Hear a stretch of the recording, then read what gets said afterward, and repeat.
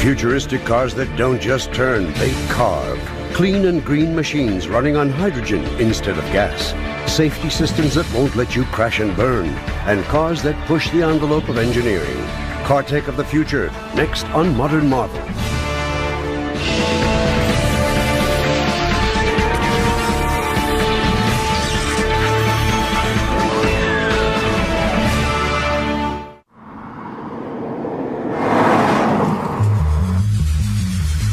In 10 years, what will you be driving? How about 20 years or 50 years into the future? 50 years in the future could be Star Trek transportation pods. That's what it becomes. Science fiction has steadily predicted actual technological progress. You can push the envelope as fast as you want, but you got to be careful that you're not running by your public. Gaze into the future of automotive technology, and you'll find as many predictions as there are dreams and dreamers. One of the breakthrough technologies that will fuel the future is hydrogen. The things that we can do electronically are just absolutely mind-boggling. Cars won't just listen to our commands. They'll talk back. I'll be in the glove compartment if you need me. We see in the future the use of multiplexed electrical systems where we can coordinate a lot of different functions of the vehicle all at the same time. Cars will do more than react. They'll predict your every move, know what you're going to do before you know it yourself. The automobile is going to be in touch with you very intimately. It won't be a passive automobile, it'll be very active, letting you know things at the right time, when you really need to know them. Aerodynamic design and ultralight materials will push the performance of future cars off the charts. The way it gets adapted from the racing will eventually make its way into everyday passenger cars. Hurtling into the future, we'll find technological wonders unimaginable today. But it took a rocky road to get there, with surprising twists and turns that made for an incredible journey. For centuries, men like Leonardo da Vinci dreamed of inventing a horseless, self-propelled carriage. But it wasn't until 1769 that the dream became a reality, when French Army engineer Nicolas Cugnot mounted a primitive steam engine on a three-wheeled wagon. Historians regard the 1769 Cugnot as the world's first automobile. It was steam-powered with a tremendously large boiler sitting in front of the singular front wheel. Cugnot's car never panned out. From then on, inventors continued to experiment with steam-powered cars, while others were developing electric-driven vehicles. Both had their merits, as well as their limitations. By 1886, German mechanics Karl Benz and Gottlieb Daimler had developed two different cars, both powered by a brand new type of engine. Both built cars of their own, independent of each other. Each car was considered, in its own way, the first practical vehicle. Their propulsion system was the gasoline-powered internal combustion engine. The internal combustion engine is actually much more efficient, takes less space in the same car, and puts out more power than steam engines. These early one-cylinder engines worked very much the same as today's. A potent mist of vaporized fuel and air is compressed inside a cylinder. Then the spark plug fires, igniting a controlled explosion, which drives the piston downward. The pistons turn a shaft, which transfers that power to the wheels. At the bottom of the power stroke, an exhaust valve opens, and the vaporized fuel is expelled out from the cylinder. The system that worked the best at that time was an internal combustion engine using gasoline as a fuel. But the future of the automobile at this time was still in doubt. At the turn of the century, there were only 8,000 motor vehicles in the United States, meaning fewer than 1% of all Americans owned a car. You'd said to somebody, what about horseless carriages? What about those as a future? They just said, what about it? There's no future in those things. Those are toys. But many saw the potential of the automobile as far more than just a novelty. In just a few short years, there were more than 200 companies making cars in the U.S. alone, primarily expensive specialty models. One of those companies was run by a young entrepreneur named Henry Ford. In 1908, Ford had an idea. His brainstorm? Simple was good. Cheap and simple was even better. The result? The Model T. Ford's Model T was the first practical, affordable car. Its 4 cylinders delivered a mere 20 horsepower, but its impact on the world was immeasurable. Up till that time, most automobiles were really playthings of the rich. And Ford's goal was to make the automobile not a plaything of anybody, but something that could be a universal transportation device for literally everybody. And they were actually very technologically advanced little machines. They really were. They were elegant in the true sense of the word of being simple, sturdy, and almost completely dependable at that stage in automotive technology. It had an engine with a one-piece cylinder block, which was unusual for the time. He made extensive use of a steel alloy that made the steel both light as well as strong. So those things made the car rugged, and it also contributed to his ability to manufacture it at a lower price. In the first year, Ford sold 10,000 Model Ts. When he introduced the moving assembly line in 1914, production leapt to 500,000 a year. By 1924, Ford was cranking out nearly 2 million cars annually. Half the automobiles on the planet were Ford's Tin Lizzie's. Henry Ford wasn't surprised. The way he saw it, the Model T was all the car anybody would ever want. But Henry Ford had underestimated the American public. Popular demand for technological advances put Model T sales in rapid decline. To feed America's automotive hunger, Ford introduced the Model A in 1927. It had a 3-speed transmission, hydraulic shock absorbers, and 4-wheel brakes. But the public, as always, would soon demand more. After those plugs are cleaned and checked and your carburetor adjusted, you'll get more power and better mileage. Practically from the very beginning, drivers wanted more power from their small internal combustion engines. Most early cars had engines with 4 cylinders arranged in a row. Engineers felt that adding more cylinders to an inline engine was impractical because the motor would become too long to fit into an ordinary car. To solve the puzzle, engineers came up with an ingenious solution. Arrange the cylinders in a V pattern opposite each other. Bottom line, maximum horsepower with minimum engine length. Cadillac designed and manufactured the first mass-produced U.S. production V8 in 1914, but it was heavy and expensive to make. It wasn't until 1932, when Ford assembly lines rolled out a low-priced V8, that the engine became standard on many cars. In the 1930s, the world was suffering a crippling economic depression, but the car manufacturers vied to beat each other in the horsepower race to appeal to the remaining buyers who still had deep pockets. You had a few very wealthy people who simply weren't affected by the depression. They were still free to spend. And then you had the manufacturers coming out with V12 and V16 automobiles, cars with double overhead camshafts and 4 valves per cylinder during the late 20s and early 30s. You haven't begun to see what this car will do. All right, let's go. With the onset of World War II, car manufacturers turned their efforts to making war equipment. Technical advances in power plants, fuels, tire compounds, and plastics were all accelerated. After the war, the auto industry began building cars that, in both style and technology, left the tough times behind and embraced the optimism of the future. New features included automatic transmissions and power steering. Power steering is really simply a device to make the effort of turning the steering wheel, especially at low speeds, easier, because it used to be with mechanical linkage, especially when you're in a parking lot. Some drivers just plain weren't strong enough to turn the steering wheel. So the power steering system is just an assist to use fluid pressure to aid in turning the steering wheel. While power and comfort may have been most drivers' primary requirement, many were looking for the more exhilarating experience of a sports car. An era of change was about to take place in the U.S., and it began with America's first real sports car, the Corvette, which debuted in 1953. The Corvette is an American icon. Very early on, it became established as a symbol of youthful freedom, a little bit of rebelliousness, but in an acceptable way. The car was relatively affordable. It was fun. Although the Corvette was drop-dead sexy, it delivered more sizzle than steak.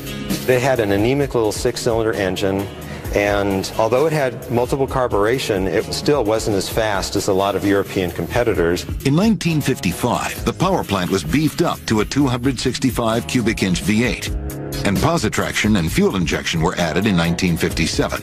Chevrolet used it as a test bed for technology, and this is really what the public looks to it to represent. It really was a dream car, but it was a dream that people could go out and buy. It didn't disappear once they woke up. While the sexy two-seater might have been a dream car, many Americans were looking for a sports car the whole family could enjoy. Introducing the unexpected, the new Ford Mustang. Mustang, a brilliant new kind of car. We had the two-passenger Thunderbird, and they said, how do you make a successful sports car? You put 2 more seats in it. The flashy new Mustang trampled the competition. In 1964, almost 500,000 people bought one, more than any other automobile in its first year of production in history. The old adage, you know, if you build a better mousetrap, they'll find it quick, and they found it. It had everything, bucket seats. It was just a nice car. Well, we had the Falcon, so we had all the pieces. We had the engines, transmissions, and axles.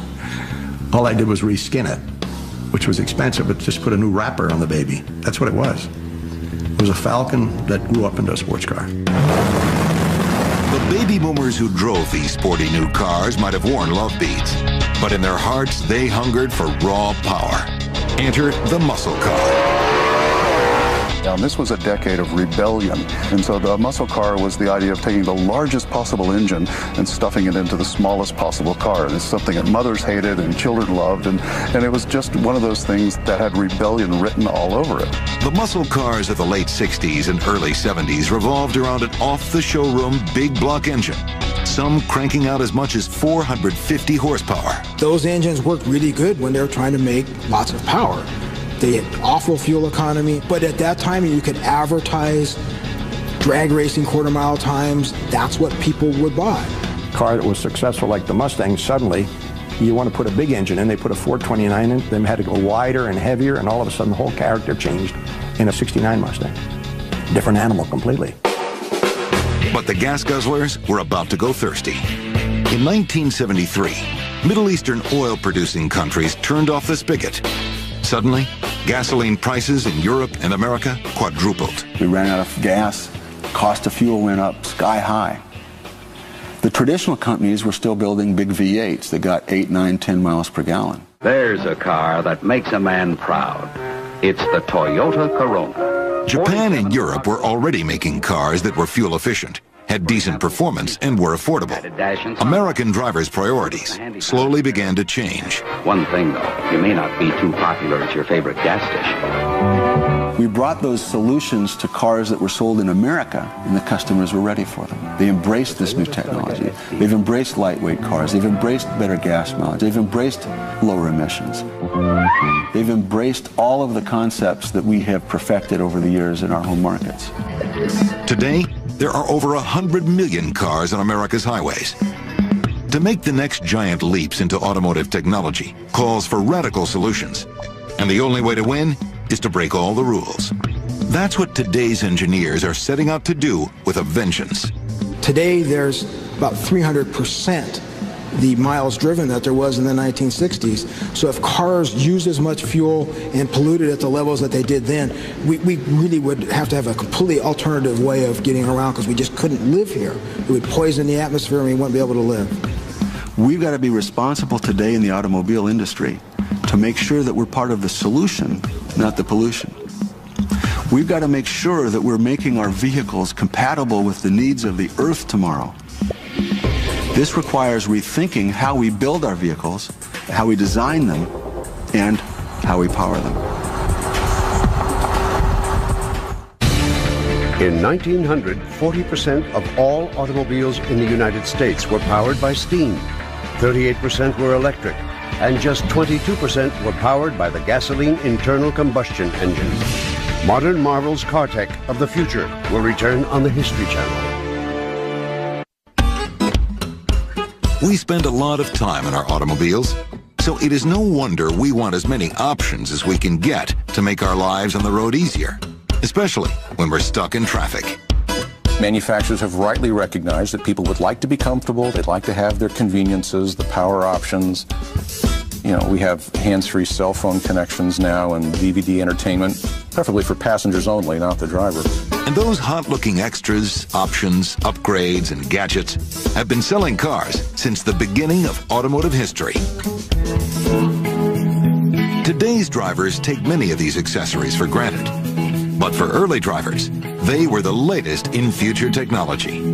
The first cars didn't even have steering wheels. They were operated like boats with tillers. Years passed before someone realized that using a steering wheel with a gear mechanism gave a car far more turning radius. It was simply one of those solutions that somebody tried, someone else improved upon.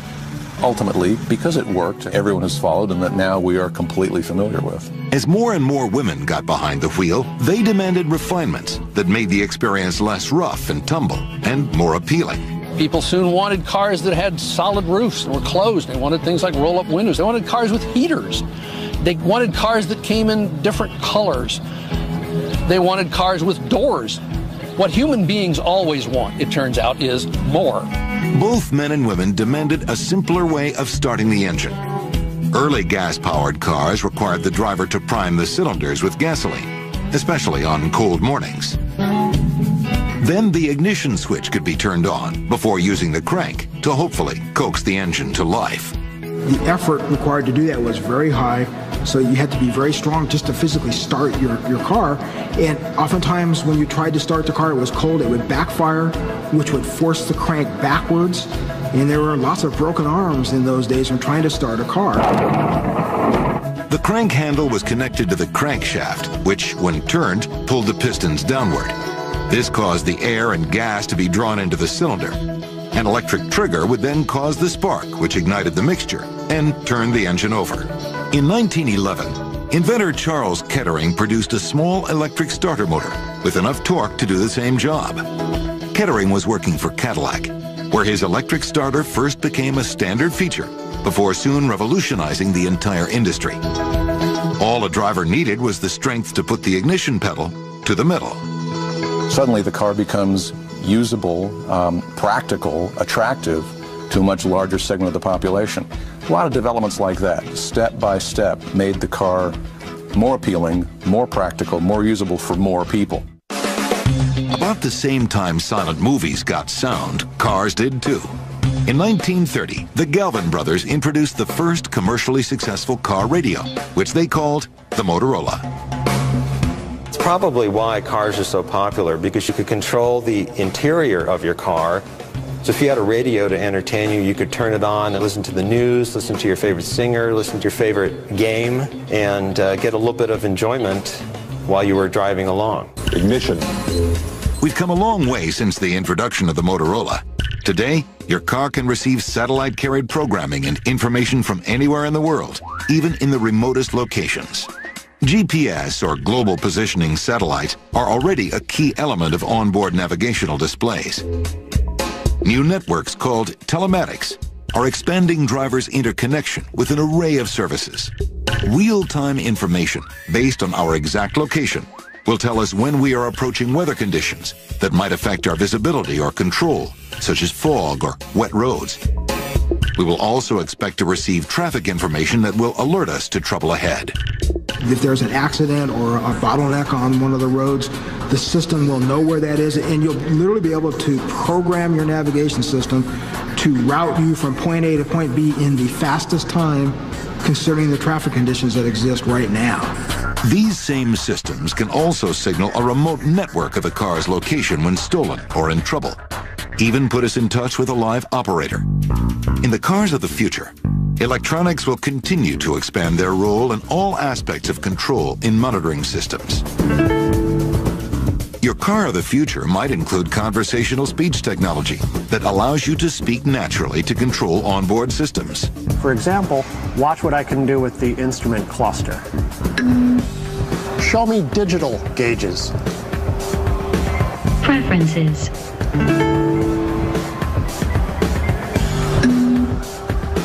I'm cold. Turning up the temperature 2 degrees. Turn off the car voice. Preferences. Oh, okay. I'll be in the glove compartment if you need me. And You'll even be able to decide where you want different switches in your car. I know my wife uses the phone more than I do, so that will probably be the thing that gets closer to her. So inside here, I can imagine the phone would be there. For me, it'd probably be navigation because I'm topologically challenged and I'm lost all the time, right? So you can imagine that the switches would be presented differently. Today's cars contain as many as 30 microprocessors, optimizing virtually every key system in order to maximize performance and control. There's a lot of computing capability. Almost everything on a car is either controlled by a computer or monitored. The things that we can do electronically are just absolutely mind-boggling. They're absolutely transparent to the majority of customers, which is the way we like it. For example, with electronic controls, when the accelerator is depressed, the fuel is delivered at an even and optimum rate for smoother acceleration and performance with minimum fuel waste. The engine and the ignition system and the fuel injection, and then all the emissions controls are monitored by what we call an onboard diagnostic system, which is making sure everything on the car is working right, and if it isn't, it can actually make minor adjustments as a correction. This experimental GM car demonstrates the next generation of electronic controls, called drive-by-wire. Drive-by-wire technology means the physical linkages between the driver and the device he or she wants to control are replaced by a computer. Instead of steering through a steering wheel and a steering shaft directly attached to the wheels, it's done like every aircraft these days, done by wire. And the same with the brakes and every other interface between the driver and the vehicle. The control wiring is carried in a single harness and permits the driver to locate controls and instruments virtually anywhere in the wide-open interior. No mechanical linkages, so it's very easy for us to slide the controls from the left side to the right side. So you'd be set up to drive in England or here, or maybe if somebody gets tired driving, you could just swap the controls over without having to get out of the car. No matter how smart cars get, they still won't guarantee you a free parking space. In Japan, Toyota is developing cars that actually park themselves. Through a rear-mounted camera, the driver chooses the coveted spot in the display. Then, the computer controls the steering and guides the car in. Self-parking cars may be the first step toward self-driving cars, at least in a controlled situation, like a freeway. The system will then check to see if his car's safe, and then it'll lock into a platoon of 10 or 15 cars that will be able to go very close together, maybe only 10 feet apart, travel at fairly high rates of speed. Some suppositions are as high as 90 miles an hour, and the driver can stop driving. You can sit back and read your newspaper until you get to near your destination where the control of the car is turned back over to you and you pull out and drive to where you're going. Self-driving cars may be a good idea, considering the distractions from sophisticated entertainment options available now will probably only increase in the future. At Ford's full-motion-based driving simulator called Vertex, or Virtual Test Track Experiment, drivers are being analyzed to see just what kind of tasks they can safely do behind the wheel. Maintain the constant distance, watch for those events in the front, and watch for those events in the rear. So basically you've got 5 things to do that you're trying to pay attention to while we then ask you to do other things. What we're interested in looking at is the effects of some of the newer things that are being put into vehicles, the use of things like cell phone, navigation systems, information display systems that are going into vehicles. What's the effect on the distraction that they provide to drivers who are supposed to be paying attention to driving? Their research found that hands-free cell phones were less distracting, but incoming calls were still a problem. In the future, the car may decide whether you should take the phone call. The vehicle is actually sensing what's going on around it, perhaps with cameras and things, and saying, okay, this is now a serious time. I mean, the driver should be paying attention. The vehicle makes a decision and won't let the phone work at that particular time. These are the types of things that might happen in the future. Drive-by-wire eliminates many mechanical elements and decreases the number of moving parts. It makes the vehicle weigh less, increases response, and reduces the need for vehicle servicing. Modern Marvel's Car Tech of the Future will return on the History Channel.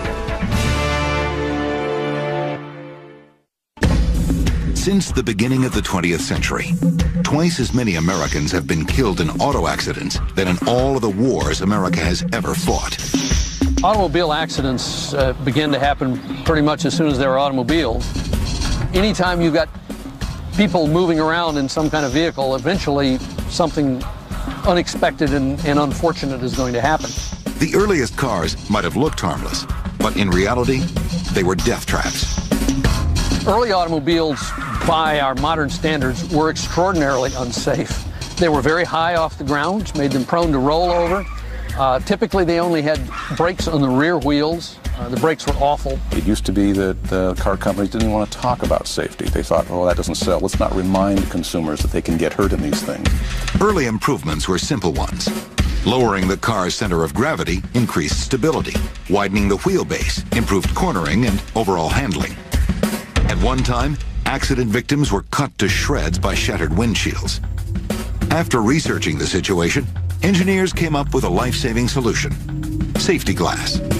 It's simply two sheets of glass adhered to a thin plastic layer in between them. And this has the purpose of holding the glass together instead of breaking into shards. The Swedish car company Volvo was a safety pioneer.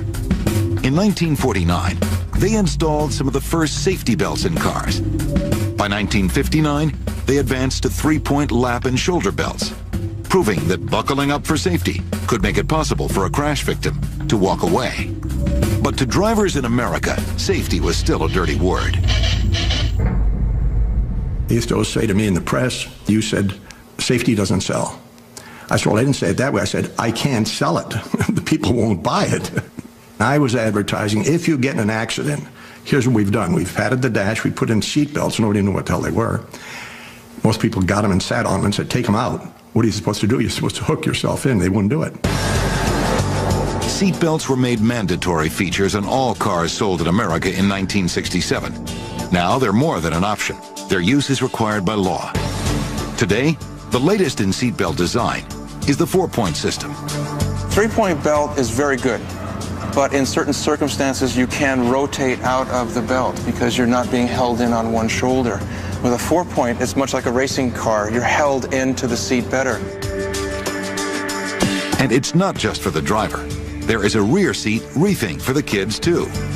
What you'll see in the future are seats that are adjustable that bring the seat up and position the child so he can look out, so he's comfortable in using the seat belt. Kids are killed only because they don't wear seat belts. The reason they don't wear seat belts is they're not comfortable and they can't see out of the car. So you'll see that kind of issue being addressed. The future of seatbelt systems will include pre-tensioners tied to sensors that react to very hard braking or even vehicle collision detection. Warning. Pre-tensioners for the seatbelts that sense the very onset of an impact and tighten the seatbelts around you, and then even as your body is forced forward, relax their tension just a little bit so that the body isn't slammed into the seatbelt. But there was an even bigger safety breakthrough hidden behind the wheels. One might think that in the last 50 years, the prime development to improve safety of automobiles was seatbelts, but that's actually a close second. The prime safety development has been four-wheel disc brakes with anti-lock. A disc brake includes a rotor and a caliper. The caliper closes against the rotor with applied force from 1 to 4 pistons, causing the wheel to stop spinning. The anti-lock braking system, or ABS, interprets the speed and force applied to the brakes and determines the severity of the situation. The computer then applies extra brake force if the driver's force is insufficient. Anti-lock braking systems prevent the wheels from locking up in an emergency stop situation, freeing you up. You just hit the brakes as hard as you can, and then you can still steer the car and have control of it rather than going into a skid. No safety device has received more praise or criticism from both consumers and car makers than the airbag. Research on the airbag began in the early 1970s. They didn't know what an airbag was. They said, a balloon blows up in your face? Are you nuts? In the early days, there were a lot of concerns, with some justification, about how effective the bag would be. That is, would it go off when you needed it to? And is there a possibility it might go off in error? Since their inception, The technology behind the airbag has been greatly refined. They are truly an amazing piece of engineering. When sensors ascertain a collision force equal to running into a brick wall at 10 to 15 miles an hour, nitrogen gas is produced and fills the nylon airbag at a speed of up to 200 miles an hour, and within 1/50th of a second of sensing the crash. When they worked, and the engineers said it's go time, we made them standard. We didn't fool around, we just implemented them. In the next 50 years, I'd imagine that all cars will have, whether it'll be airbags or some type of interior safety system to protect the occupant from impacts in any direction, whether from the rear, front, or side, or even rollovers. Safety has gone from being almost a taboo subject to being not only mainstream, but actually attractive to a lot of manufacturers and a lot of cars.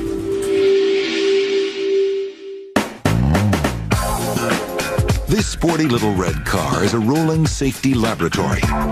Volvo calls it the SCC, or Safety Concept Car. It's packed with technology you'll be seeing in your car in the future. The technology will be transparent. It'll just enhance the driving experience. The forward collision warning radar tells your cruise control when you're getting too close too quickly. Maybe you're getting drowsy and you're all of a sudden approaching a vehicle very close.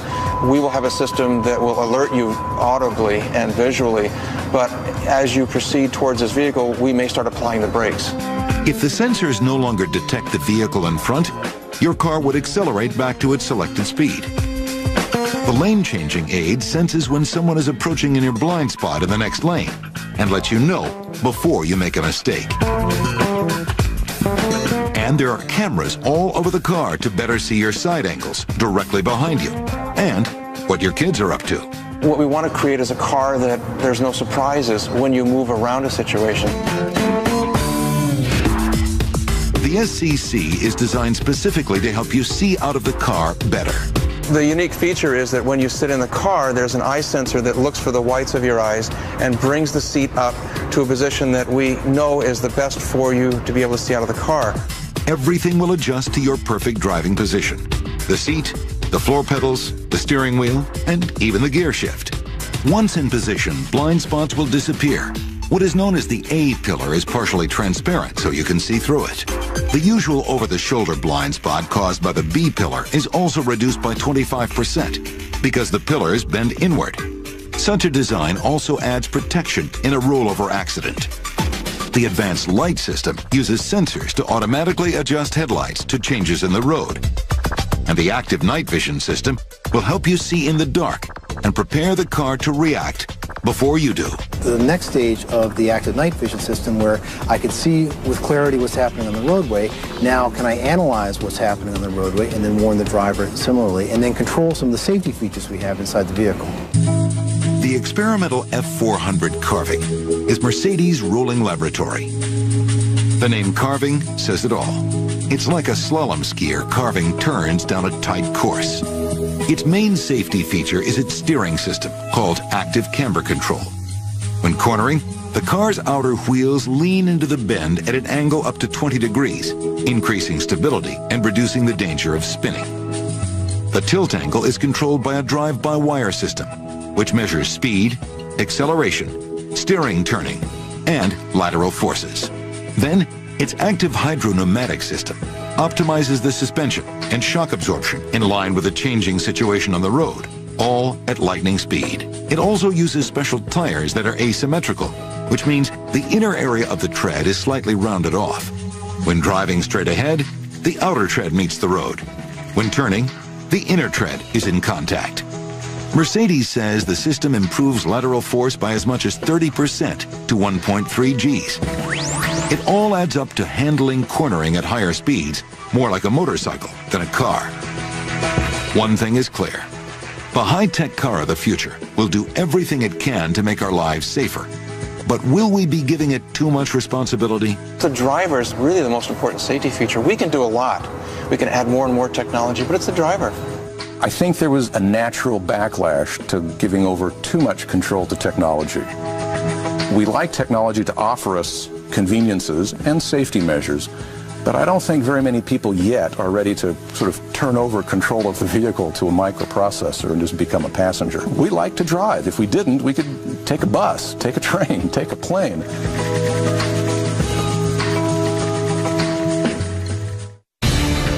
The National Highway Safety Administration estimates that in the U.S., the seatbelt saves over 4,000 lives and prevents over 100,000 injuries each year. Modern Marvel's Car Tech of the Future will return on the History Channel.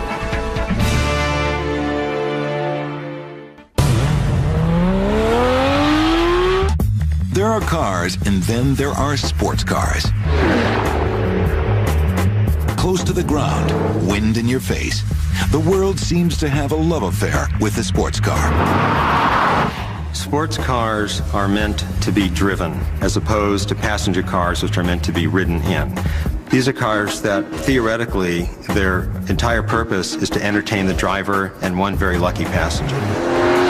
There's a lust factor, frankly, that you want to connect with, a certain freedom, a youthfulness, a time of life, an attitude toward life. Brands like Mustang, Corvette, Thunderbird come to symbolize something in all of our psyches, and that really doesn't go away. But it's not just about fun. Sports cars play an important role in the future of car technology.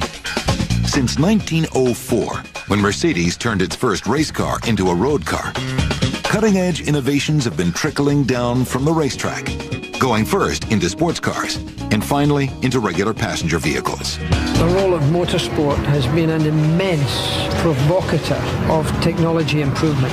Their engineers are in that gymnasium that's called motorsports. They're being exercised right up to the last tenth or millisecond to gain speed in handling, in power, in transmission, in electronics, in traction control, in braking efficiency, in everything that's related to the motor vehicle. Probably the biggest inroads of racing technology into traditional passenger vehicles is in the tires. Passenger car tires used to be really bad. You know, how often do you get blowouts and flats all the time? You go around a corner relatively slow and you hear the tires squeal. Today's passenger car tires are actually as good as race car tires were 20 years ago.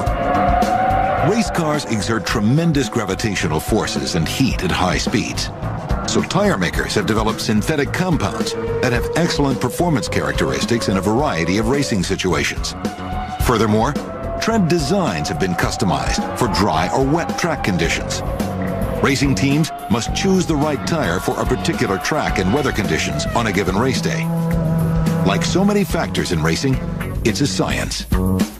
Race cars have advanced aerodynamics, and a lot of the lessons learned from developing those aerodynamics have been passed on to traditional passenger cars of today.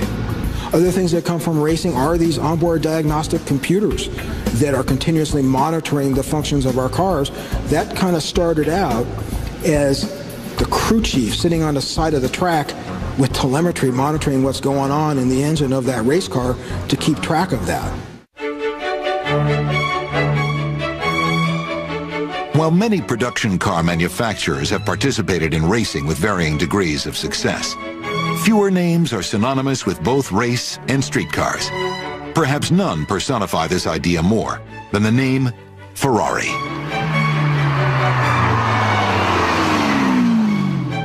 Company founder Enzo Ferrari was relentless in his quest for perfection. He was single-minded. He was almost autocratical when it came to ruling his domain, his Ferrari empire. Like many manufacturers before him, Enzo Ferrari took advances learned from his race cars and incorporated them into his sports cars. His methods followed a new axiom: race on Sunday, sell on Monday.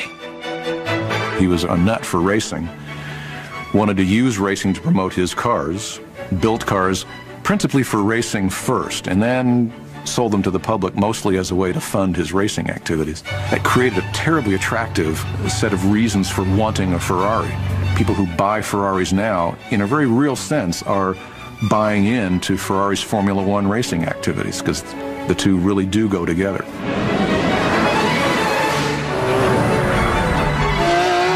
Ferrari's latest bid for supercar supremacy is the Formula One-inspired Ferrari Enzo. a 660 horsepower V12 rocket that bursts from 0 to 60 in 3.1 seconds and has a top speed of over 200 miles per hour. Just as aerodynamics dominate their Formula One car designs, the Enzo's form follows the same function: to pierce through the atmosphere with the least resistance. Ferrari engineers had designed the car to be aerodynamically stable. They've used extensive wind tunnel tests to maximize airflow in order to optimize downdraft and drag forces. They've also borrowed electronic shifting controls from their Formula One cars that are mounted on the steering wheel, so the driver's hands are kept where they're needed most. And the steering wheel even displays the tachometer's readings in a series of LEDs. The Enzo is as close to the Ferrari Formula One driving experience as an owner can get. The price tag, a cool $660,000. And then there is the Porsche. Dr. Ferdinand Porsche is credited with creating the Volkswagen Beetle in the 1930s. But his first namesake cars didn't debut until 1946. Since then, Porsche has built its reputation on its road cars. First the 356, then the 911, among others, as well as its race cars. Many times the winner of endurance races at Le Mans and Daytona. While the company's flagship has been the 911 Turbo, a brand new Porsche supercar has joined the ranks, the Carrera GT. The Carrera GT represents the epitome of the company's illustrious track record for technical innovation. Like the 911 Turbo, the Carrera GT could compete on a racetrack with few modifications. Its suspension is tight, its center of gravity low, its carbon fiber body very lightweight, and its aerodynamics maximized. The rear spoiler is signature Porsche. It can be electronically raised for maximum downforce at high speeds. Combined with its integrated front spoiler, which keeps the front end from lifting at top speeds, the Carrera GT makes the most of its 5.5-liter, 560 horsepower V10 engine. Top speed, a breathtaking 205 miles per hour. To slow down, Porsche has given the car its ceramic composite brakes. The ceramic brake disc is a specially treated carbon fiber material, cross-drilled and internally vented. The brake pad is a composite material. Together, they greatly reduce heat generated from hard braking and have optimum resistance to brake fade. Of course, all this technology, as well as its pedigree, has just as impressive a price tag: $440,000. In its first year, Porsche plans to build only 1,500 Carrera GTs. Champion driver Steve Saleen, whose Irvine, California company has built its reputation racing and customizing Mustangs and competition cars, is now building his own version of the car of the future. The $360,000 Saleen S7 is a direct translation of racing technology adapted to street use. A lot of sports cars or supercars have really been developed out of racing. Our motorsports background has really enabled us to take almost 99% of what we've learned on the racetrack and put it into our street cars. Every S7 is custom built by hand. Its 560 horsepower, all aluminum V8 can hit top speeds in excess of 200 miles an hour. Its dynamic styling is made possible by knowledge gained in the aerospace industry. Aerospace is using a lot of exotic materials. Those materials are making their way now into passenger and production cars. The S7's body, for example, is 100% carbon fiber. Carbon fiber is as strong as aluminum and ultra-lightweight, and it can be formed in ways metal can't. This advantage is more than cosmetic. It's all about keeping the car glued to the road at high speeds. Its 64 air vents enhance the S7's aerodynamics. The vents funnel the oncoming air around and through the car, reducing drag and improving downforce. We have achieved a very elaborate system of vents and ducts that allow a continuous airstream throughout the whole car. That starts at the front, through what you see here with the vents and the ducting, into an airfoil literally on the side of the car, which then in turn channels it into the engine compartment and then back through the back of the car, giving us the best aerodynamics of any production car on the road today. With a price tag of around $400,000, the power of the S7 will remain in the hands of a few. But Steve believes you're getting a glimpse of the future of everyday automobiles when you feast your eyes on his supercar. What we're really watching, and I think you'll see, is that the use of these materials and the layout and the way it gets adapted from the racing will eventually make its way into everyday passenger cars. And it just is a matter of time and a matter of cost before it becomes more and more prevalent.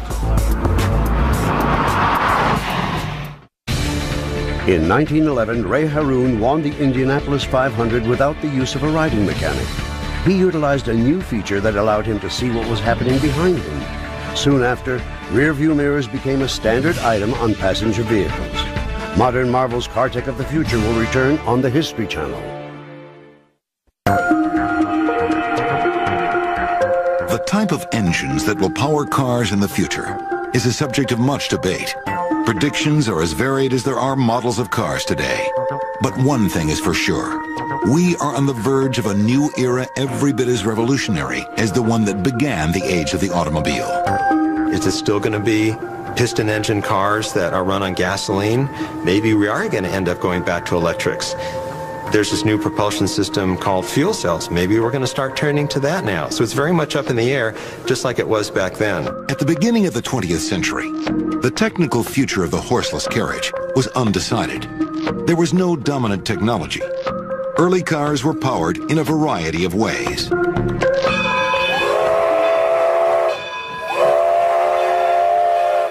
Steam-powered railroad cars, it powered boats. Why couldn't it power cars? Steam cars during their day were among the fastest cars. A steam car, you had maximum torque at 0 RPM, so acceleration was lightning quick for 1900, 1905. The name synonymous with steam cars is the Stanley Steamer, created by Francis and Freeland Stanley in 1897. A boiler provided enough pressure to drive a two-cylinder engine located under the floor. The motor had only 16 moving parts and no spark plugs, transmission, clutch, or gear shift. The downside? It took at least half an hour to get up ahead of steam. In 1906, the Stanley brothers built a streamlined speed car powered by a 184 cubic inch twin-piston steam engine. This compares to a 735 cubic inch V8 internal combustion engine. Driver Fred Marriott set a world land speed record of 127 miles an hour on Daytona Beach, which remained unbroken for another 4 years. The steam car lost out to gasoline engines, only after Cadillac's self-starter made starting those cars easier. Besides steam, electricity powered many automobiles. An electric car was quiet, clean running, and easy to handle. They became popular primarily with ladies of the day because you didn't have to get out and crank it to start it or worry about lighting a steam boiler. You just got in, flicked a switch, pushed a lever, and you just were off, silently, effortlessly. And of course, there was the gasoline-powered internal combustion engine. Pound for pound, gasoline had more energy in it than just about any other fuel. It was easy to refuel a car with gasoline. It was fairly quick. Gasoline was very efficient. The gasoline-powered automobile seemed to better reflect the new social realities the horseless carriage was ushering in. The gas car had greater range and speed that could provide more mobility and freedom. The decision to make gasoline the fuel of choice was also aided by a major discovery and an industry's willingness to exploit it. When vast oil reserves were discovered in Texas during about the turn of the 20th century, gasoline was it after that. There was no question about it. But now, dwindling oil reserves, a shrinking ozone layer, and other environmental pressures have driven automakers to improve the gasoline engine of today's cars. There's been a lot of environmental pressure to try and make cars meet what they call a zero emissions tailpipe standards.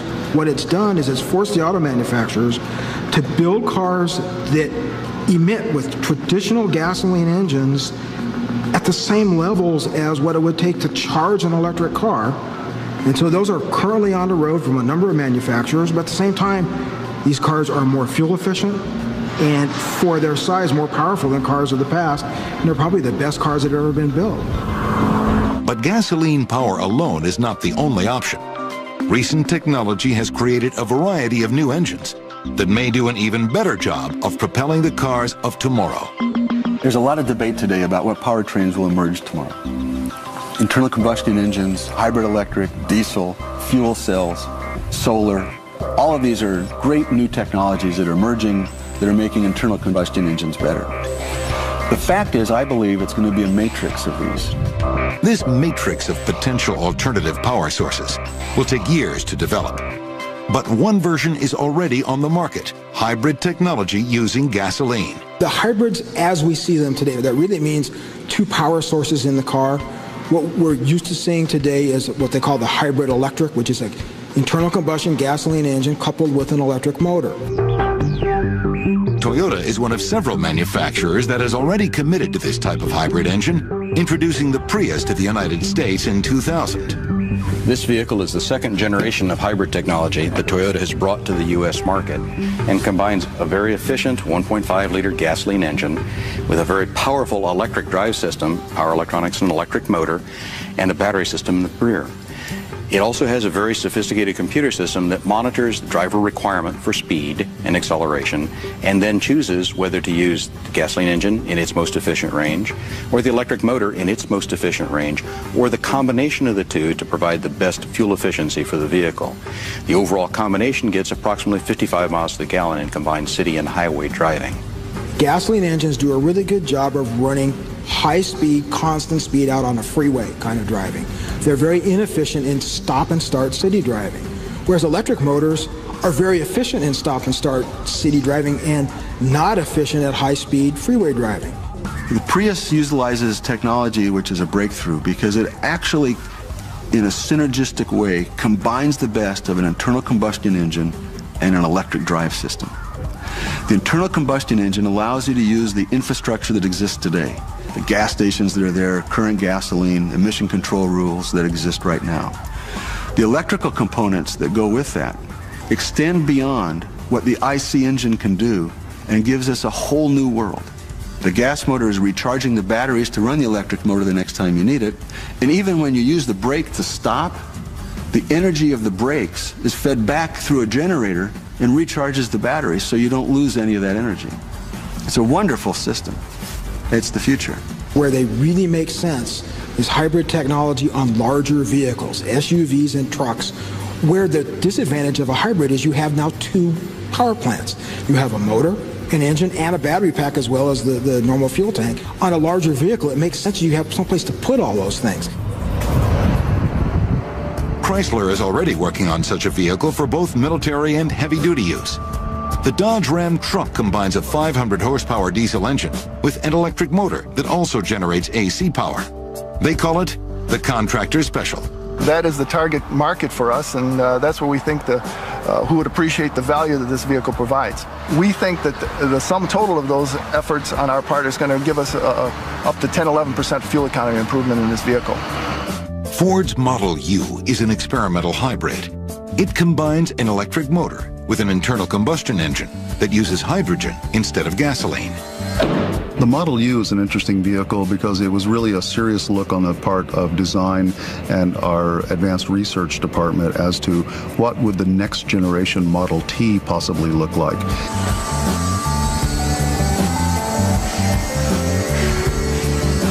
This is our hydrogen-fueled internal combustion engine, plus a hybrid electric vehicle transmission. Many believe hydrogen may one day completely replace gasoline as an automotive fuel.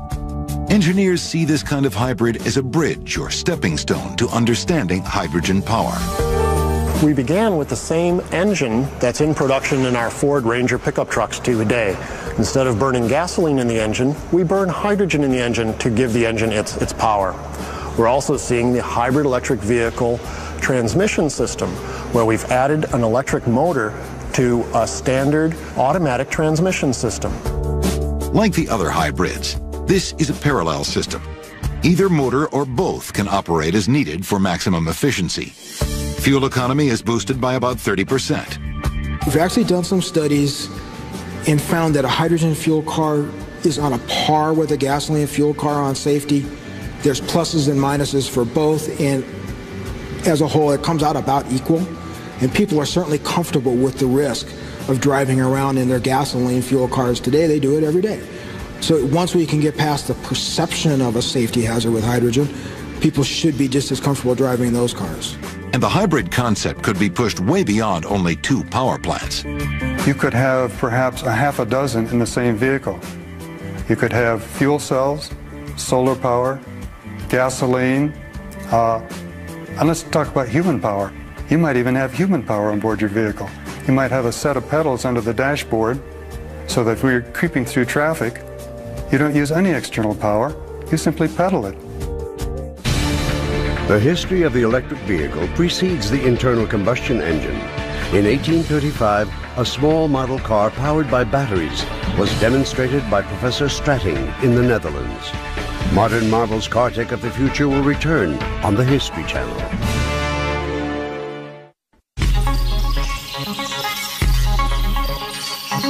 What we're looking at is probably the car you'll be driving in the future. Now, while this car looks like an ordinary Ford Focus on the outside, what makes it so special is it has the most advanced powertrain in the world. It's called a fuel cell. It's an electric car that runs on hydrogen. This is the kind of engine that may be under your hood in 20 years. A fuel cell car is really an electric car. That's what runs the wheels, is electric motors. And instead of just a battery that you plug into the wall, it has a fuel cell that converts hydrogen and oxygen into electricity to keep the batteries charged. In the most common fuel cell type, called a PEM fuel cell, short for proton exchange membrane, hydrogen atoms are stripped of their electrons or ionized. The positively charged protons pass through the exchange membrane, while the electrons pass through a circuit to provide electric power. On the other side, the ions and protons rejoin with oxygen from the air to make H2O, or water. The water vapor is the only tailpipe emission, and the performance is very respectable. In Ford's car, the fuel cell delivers 85 kilowatts of power. That's equal to 117 horsepower. Fuel cells have been around for a long time. What's new is our ability to put it in an automobile and drive down the road. History credits English lawyer turned scientist Sir William Robert Grove as developing what would become known as the fuel cell in 1838. Grove knew that electricity could be used to split a water molecule into its 2 elements, hydrogen and oxygen, a process known as electrolysis. He figured that the opposite could also be true. His gas battery worked and was later renamed the fuel cell. For more than a century, many others worked on the concept, but it wasn't until the 1960s that fuel cell technology literally took off. NASA needed a compact way to generate electricity for space missions. Nuclear power was too dangerous, batteries were too heavy, and solar was too cumbersome. The fuel cell was the choice. Besides, its waste product could be drinking water for the astronauts. Now just about every major car manufacturer has some sort of working fuel cell prototype. In 2002, the city of Los Angeles became the first U.S. customer to lease a fuel cell car. All right, here we go. This made the Honda FCX the first fuel cell vehicle certified by the California Air Resources Board and United States EPA for everyday commercial use. How did it feel, Mayor? It's a great car. Great car. Very smooth acceleration, and you don't know it's on, though. It's so quiet. The Honda FCX has 80 horsepower with a maximum speed of 93 miles per hour, giving it performance similar to a 2002 Honda Civic, but with 0 emissions. BMW is testing a full-size 7 Series luxury model. The car has a conventionally designed internal combustion engine running on hydrogen, but it gets that hydrogen from a different kind of fuel cell. It's called an SOFC, or solid oxide fuel cell. This auxiliary power unit, or APU, can create hydrogen from a variety of fuels, including gasoline and natural gas. Fuel passes through a reformer, which pre-processes it before its conversion to hydrogen through its fuel cells stacked in the trunk. This APU will also be operating at 42 volts instead of 12, which will become the standard in the next 5 years. Conventional systems will need bigger engines with larger alternators and emission systems to do the same. With the advent of 42-volt systems, several manufacturers are building cars where it's a much larger motor generator. So it's the starter motor. When you want to first start the car, once the car is running, it serves as a generator to take the place of the alternator. And it's big enough and powerful enough and durable enough that when you come to a stop, it actually allows the car to be shut off and then started back up again as soon as you put your foot on the accelerator to drive through an intersection or behind something that's made you stop, in the idea of saving fuel. Toyota's experimental fuel cell is the FCH-V, based on their Highlander SUV. It's capable of speeds of up to 95 miles per hour and has a range of 150 miles. The hydrogen cars of tomorrow are not that far away. We've already sold 2 in the state of California, and they're running. They're full SUVs. Have had great experience from them. We're developing the technology to identify what we can do to commercialize it. Commercialization will eventually bring down the high costs of manufacturing hydrogen vehicles, but automakers want to make sure these cars of the future are as practical as cars of the present. We have to make the technology reliable. If your car crashed as much as your computer system crashed, you wouldn't want anything to do with it. What makes running an automobile with a fuel cell complicated is not the fuel cell, but the fuel. Although it's the most abundant element in the universe, hydrogen is expensive and difficult to isolate, and it's highly flammable. So why use it? Hydrogen is very potent, with about 3 times as much energy by weight as gasoline, but with no toxic emissions. Let me show you what's in the trunk. This is a hydrogen fuel cell vehicle, and this is where we store that hydrogen, in this tank. Hydrogen is like a fuel, just like gasoline. You have to treat it with respect, and you have to treat it in a certain manner. It's not the Hindenburg, it's not going to explode, it's not a hydrogen bomb, it's very safe. These cars go through very, very rigorous testing, including crash testing. There is another obstacle, finding a hydrogen gas station. A few experimental fueling stations have been set up in California to support the handful of hydrogen fuel cell cars on the road.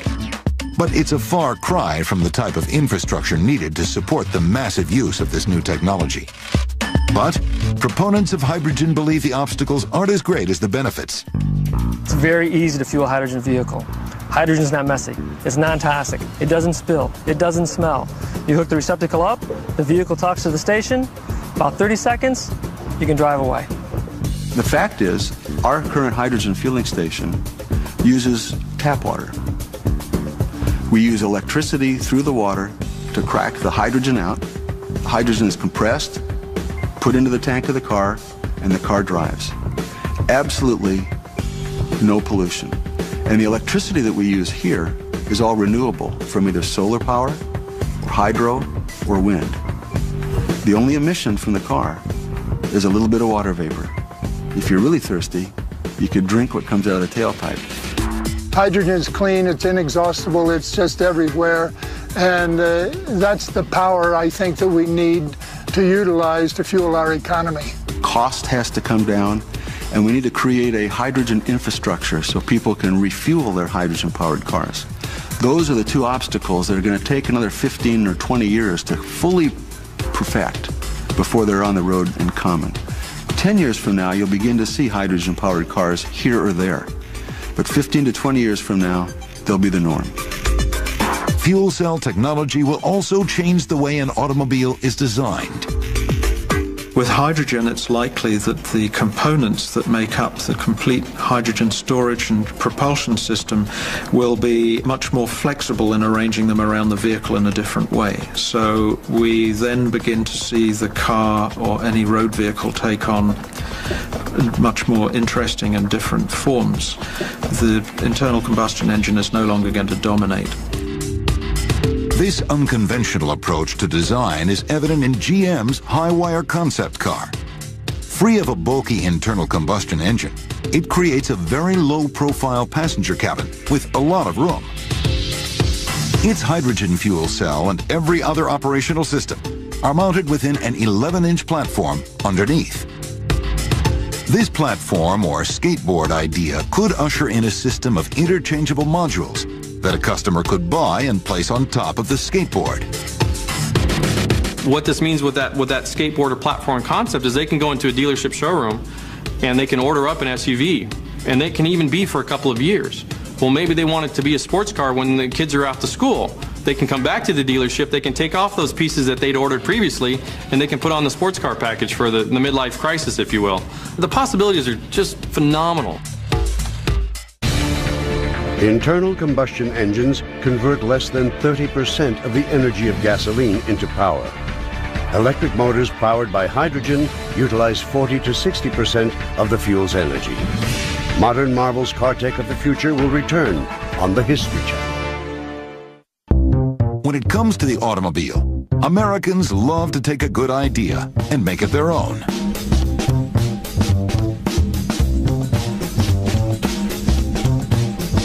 For some, it's about style. For others, it's about something deeper. We all want to say something. We want to make a statement, and some of us want to make a statement with our cars, and that statement can be anything from I'm a real cool, sporty, high-performance kind of guy to I'm working to save our planet.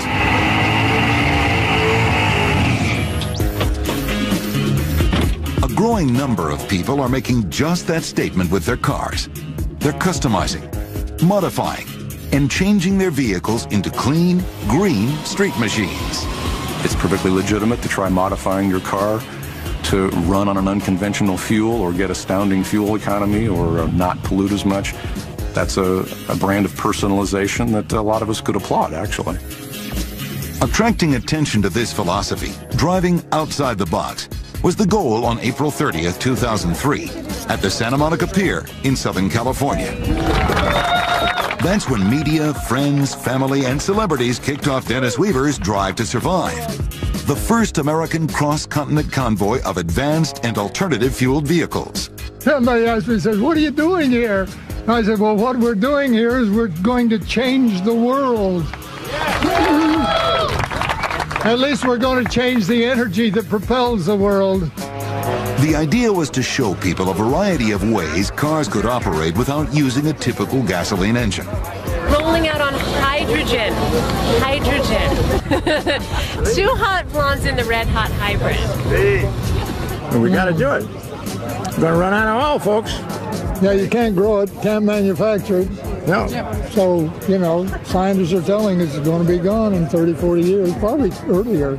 Okay, you're here. Ready? 1, 2. Actor Larry Hagman, who played a rich Texas oil man in the TV show Dallas, and fellow co-star Linda Gray got their first look at a hydrogen-powered fuel cell. This is great. They also got a peek at a hydrogen hot rod. What you're looking at is a 64 Cobra body. It was donated by Carroll Shelby, and the engine was put together to run on pure hydrogen. And this, what we're trying to do is use a clean fuel, and yet we still get the performance out of it. What more can you ask for? Every hot rodder will kill for this car. Russell Gerke will be making the drive in his 2003 Dodge Cumming 3500 series pickup truck. I started out in Missouri, and I got to end up back in Missouri. I'm going to be packing on close to 6,000 miles. Russell's 305 horsepower diesel engine will be running the whole way on a biofuel made from soybeans. Cross the country twice, what I got in the back of the truck here. Soybeans can pack a punch. In 2002, Russell fueled and engineered Mark Smith's jet car, Wildfang, into the record books.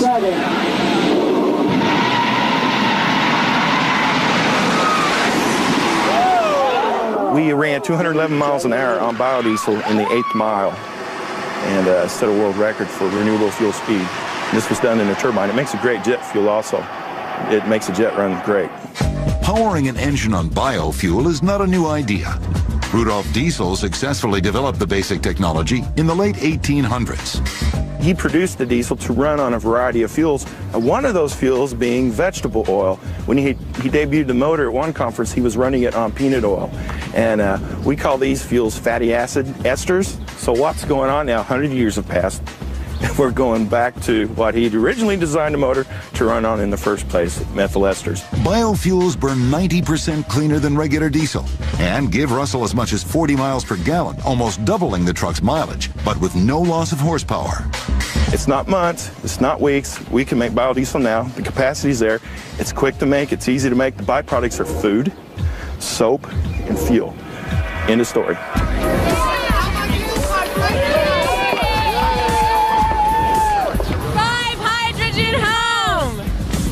The planned route of the caravan of cars is up the California coast and then across the country, stopping in 20 different cities before ending at the capital in Washington, D.C.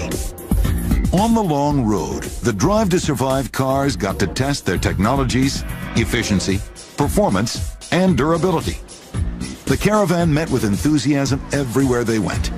And finally, after 15 days, the cars rolled on to Capitol Hill. Across the country driving hydrogen. It's great to see you. How was the drive? Terrific. That's just great. We're always trying things, you know, that's the nature of human beings. We're a species that creates. And this reminds me somewhat of the horse and buggy days when they started making the automobile. People were saying, well, what's it going to do with all the jobs related to horses? And what we did is we lost some of those jobs, but we more than compensated for those losses by creating new jobs. And that's exactly what's going to happen when we move to a hydrogen economy. For less than $5,000 and only a few days of tinkering, Utah's freestyle skier Ty Robinson modified his 1999 Toyota Tacoma 4x4 into the intergalactic hydrogen car, or what he calls the poor man's fuel cell. The only two parts I've had to put underneath the hood is one dry gas carburetor and one all-in-wonder pressure regulator, zero pressure diaphragm. The current vehicles we have, the internal combustion engine, we have all the parts available that are right off the shelf. You can put on that engine and make it multi-fuel capable. Ty's truck can run on pure hydrogen, but he wanted to cross the country without having to refill his limited supply, contained in these pressurized tanks. A kilogram of hydrogen is around the BTU equivalent to a gallon of gasoline. And since I'm achieving 22 miles per kilo on hydrogen, I have a range of 110 miles on straight hydrogen here. But the benefit to get all the way across country, I had to extend that range. So that's where I went to high boosting, just putting a small amount of hydrogen in with the gasoline and air mixture. Then the range is dramatically increased. From Capitol Hill to the snow-covered mountains of Telluride, Colorado, meet Cheris Ford. He's busy modifying his 1980 International Scout truck's fuel system for the winter. So what I'm doing here with this gas tank, or grease tank as the case may be, is I'm insulating it because it's so far from the engine cavity where things are typically warm that I want to kind of do everything I can to keep it nice and warm in the tank and make sure our fuel doesn't gel. It's because his alternative fuel vehicle runs not on diesel, electricity, or even the sun. It's powered by recycled kitchen grease. Cheris calls his biodiesel fuel greasoline. In colder temperatures, it will turn solid just like cooking grease does in the refrigerator. His insulated fuel tank and lines keep his fast food fuel flowing. And when it does, you'll know it. Oh my God, it does! It smells like French fries. Hey Lucas, what's going on? Cheris makes periodic visits to local restaurants to collect the grease. He drains it right out of the deep fryers and into containers. Later, the grease is strained to get out the chunks. Yes, come back next week. I'll probably have like 4 more for you. Okay, great. It's just simply eliminating waste, and we've got to eliminate waste. This fry and drive idea has made Cheris famous around town. Good evening and welcome to Doc Talk. My guest tonight, Cheris Ford. Cheris, let's go ahead and take this call. Hey John, what's going on? Prompting periodic interviews at the radio station. It speaks to bio-friendly fuel, and I have this dream that one day I might have a hand in creating one of the nation's first alternative energy stations, you know, like hippie smoothie bar with a variety of biofuels that you could get, whether they be hydrogen for your fuel cell vehicle or ethanol or biodiesel for your big truck. Doris is one of those guys that doesn't follow in the footsteps of other people. He's making his own footsteps, and I love that.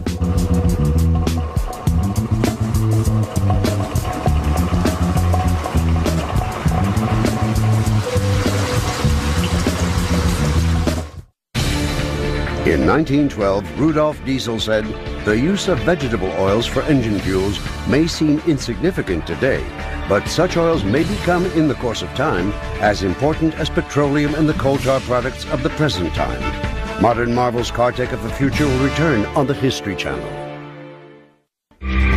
Car technology has made almost any car imaginable possible. But the success or failure of a production car is a high-stakes game. Of the GT40. When we plan a car today, we plan it, used to be 5 years in advance. Now through technology, we can do them in 3 years. But you got to bet the farm, like on a model, $1 billion at one time, that 3 years from now, whatever car or truck you built, you'll be able to get your investment back. So it's a crapshoot. That's why, to me, it's a fascinating business. It's not for everybody, not for the timid, believe me. For that very reason, automakers rely on a very special kind of car. One that helps both them and the public to decide whether it's worth bringing a car like it to the market. They're called concept cars. Automobile companies unveil their latest concept car creations with great fanfare and showmanship. The Volkswagen Magellan. These one-of-a-kind experimental vehicles are what every manufacturer uses to explore the future.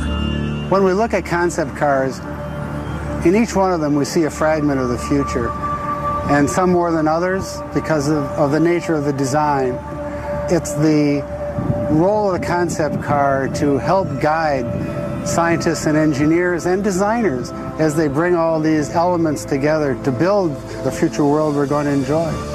The concept car is a necessary component in development of new technology.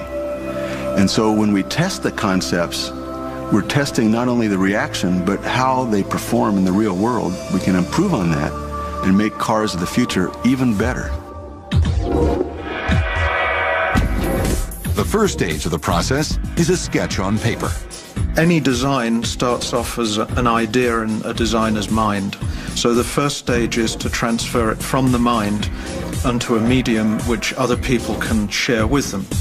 Next, the designers sculpt their concept in clay. It's fine to be able to think in 2 dimensions, but you have also to be able to think in 3 dimensions. So the next phase, fundamentally, is to convert those sketches into a 3-dimensional representation. This traditional process can also now be done with computers. With the computers and stuff, you can really expand your whole vocabulary of design. You can really explore new fundamental concepts that will really change the way we move around. Car designer of the future is really going to be a concept engineer. He's really going to have to be conscious of the package, conscious of how people sit in vehicles, how they interact with the vehicles. With computer technology, that process opens up a whole new world to us. To move from a sketch on a piece of paper to a hard model design to production in 12 to 18 months, it's a radical thing. A concept can be a technological study. A concept can be a pre-production vehicle that is only calling attention to a vehicle that we will eventually put into production. Or a concept can be a dream, and we called those years ago dream cars, and that's exactly what they are. And those are probably the purest form of sheer fantasy that an auto designer can come up with. General Motors was the first company that really devoted a department to styling vehicles. And it was really Alfred Sloan, who was the president of General Motors back in 1926, 1927. Alfred Sloan believed in the future that design would play a major role in influencing people to buy vehicles. Sloan began the art and color section of GM and hired a young Californian named Harley Earl to run it. Earl had earned a reputation for building custom cars for Hollywood movie stars. His first car for GM was the 1927 LaSalle, a fast, sharp-looking 2-seater. With its flowing lines and low profile, the new car created a sensation. In 1938, Earl created what would come to be considered the first corporate car built solely as an experiment in style and function, the Buick Y-Job. The Y-Job featured retractable soft-top roof, power windows, and concealed headlights. In 1950, Earl's team unveiled what is widely considered to be one of the most outstanding concept cars ever built, the jet fighter-inspired LeSabre. I think you can see how this car has been influenced, by the jet age, the emerging jet age. There's a air intake in the front, like a jet air intake. And what's really cool about that is the headlights swivel around. So they're hidden and they swivel around in the front air intake. The LeSabre had heated seats and a rain detector to automatically put up the convertible top. The interior continued the fighter jet motif, and the LeSabre was the first car to have a wraparound windshield, which all cars now have. There was just a lot of technology in this vehicle for the early 50s, so it wasn't just a great looker. I mean, this car was all about the future. Taking the concept car to the outer limits in 1954, Earl introduced the first of his Firebird cars. This was a car that was turbine powered. It sat one person. It looked like a fuselage with wings.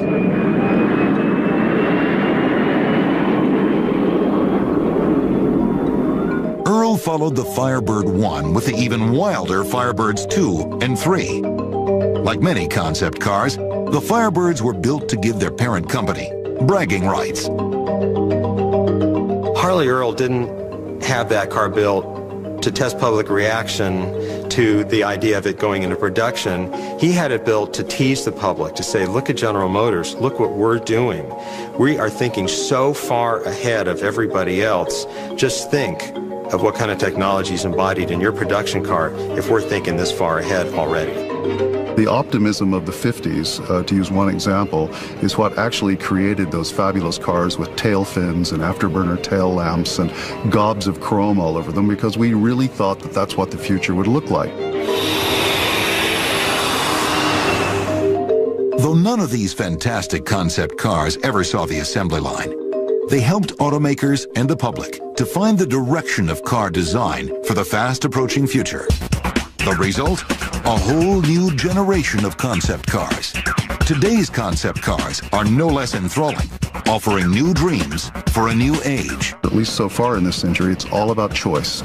And people want adventure, they want status, they want retrospective design, they want optimism, they want rebellion.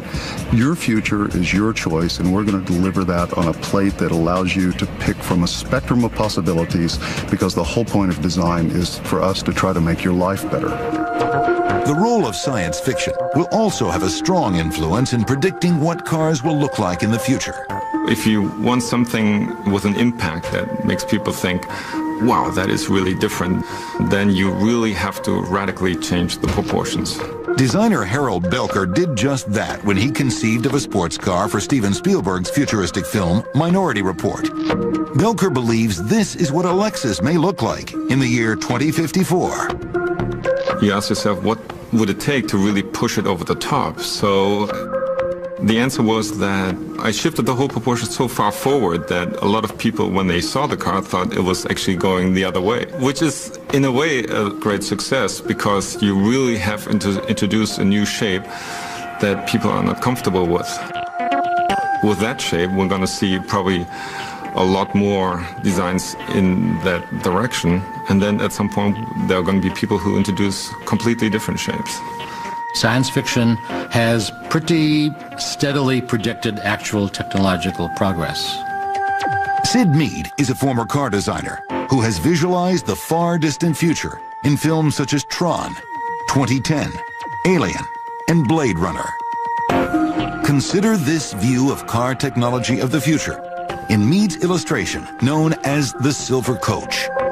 So you arrive in this vehicle. Now you've got high technology because there's one wheel in the front, and that big black sphere in back is the traction, the motive power, the steering, and suspension, everything. And it literally is floating in this loop that it's trapped in by electromagnetic attraction. Because it's a sphere, you can roll the thing down around in a circle and park it. You can go forward, back, stop, start. So it's an idea for a very elaborate kind of vehicle, and you can just see the two people in back getting out. They've just arrived, and you can make anything of it that you like.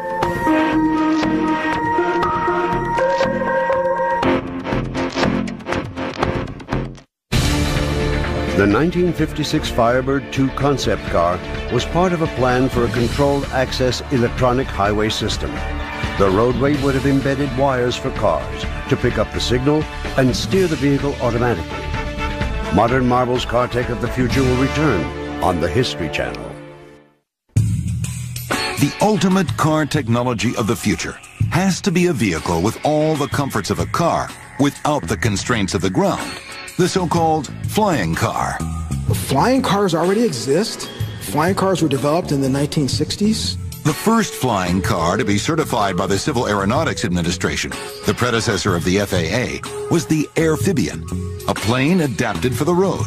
Its six-cylinder engine could fly at 120 miles per hour and drive at 50 miles per hour. In the 1960s, the Aero car gained notoriety flying on TV shows. The cockpit was a fiberglass shell based on a Geo Metro car. A 10-foot-long drive shaft connected the engine to a pusher propeller. Even though this was the most successful flying car ever built, lack of venture capital kept mass production on the ground. The Aero car was the last roadable aircraft to receive FAA approval. Since the 1980s, Carl Moeller and his company, Moeller International, has been working on hovercraft technology. This early model uses 8 rotary engines generating 400 horsepower. Rotary engines are giant fans pushing air downward to create lift. Moeller's new experimental M400 Sky car uses 4 rotary engines generating 720 horsepower. The engines can rotate after liftoff to create forward thrust. Top speed is projected to be 380 miles an hour. This computer-generated hovercraft from Macro Industries shows what a personal hovercraft of the future might look like. Its flight characteristics are very similar to a helicopter. But while cross-country commuting might be practical, grocery shopping might be a lot more complicated. We have problems with drivers who can't look right and left. Think about if they have to be in the air and look right, left, and now up and down. I think eventually the day will come where technology will catch up and we will have a flying car that popular science and all those people in the 50s really wanted to see. Every year, more and more serious scientists assume that we will figure out why gravity works, we really don't know still, and how to control it. So you've got to have a capacitor, like a gravity capacitor of some kind, and then carefully control the energy going into the capacitor and coming back out, like you do in any version of electronics, in order to control gravity, and I think we'll do it. Today, the future of car technology is taking shape at schools, such as the Art Center College of Design in Pasadena, California. For 70 years, this campus has educated more name car designers than any other place in the world. Here, the students must master the various skills they'll need to design the cars of tomorrow, a role that will grow in importance in the years ahead. There's some huge opportunities for the car industry in future to think more about a much greater array of vehicles that any particular customer might choose to use according to what their journey is going to be. And we're encouraging our students to start thinking a lot more about what kinds of vehicles should we be designing which will enable people still to have the freedom of use of the automobile without some of the drawbacks. Michael Rinaldi's project is to create a car that could help alleviate traffic congestion problems in major cities. Futuristic thing about my vehicle is that it's self-driving. It's satellite GPS controlled. We're about 2 to 3 years away from having a vehicle that can legitimately run around in an environment by itself being controlled by GPS satellites. Being that it's self-guided, the vehicle can literally drop you off at a terminal in front of the building, in front of a school, such as like a theme park ride, and they can run off by themselves and go park themselves. You never have to go find your car again if you don't have to. If there's any trend in the history of car technology, it's that we'll keep one eye on the past while looking towards the future. I think the important thing about technology is it changes because lifestyles change. And if you don't keep up with it, you lose sort of important segments of the market. There have been huge strides in efficiency in terms of emissions and fuel economy in the cars that we drive today compared to those of even 10 years ago, never mind 30 or 40. So efficiency, emissions control, those are clearly trends that are going to continue. What we're trying to do is to build vehicles that absolutely have no trade-offs, where you have safety, environmental responsibility, emotion, fun to drive, easy, convenient, luxurious. Customers of today no longer want just one of those, they want all of them. You can't always get all those things out of the same package at the same time, but you can have a selection, just a keyboard on the dashboard, to decide how you want your car to be at any given instant, whether you want it to have high performance or high economy. It's extremely difficult to say what kinds of cars we're going to be driving in the future. But whatever they are, you know they're going to be very aerodynamic. You know that they're going to be very clean. They're going to use materials that can be recycled, and they're going to look really, really cool. The automobile's rich history has proven time and time again that the only limit on its future is man's ability to dream.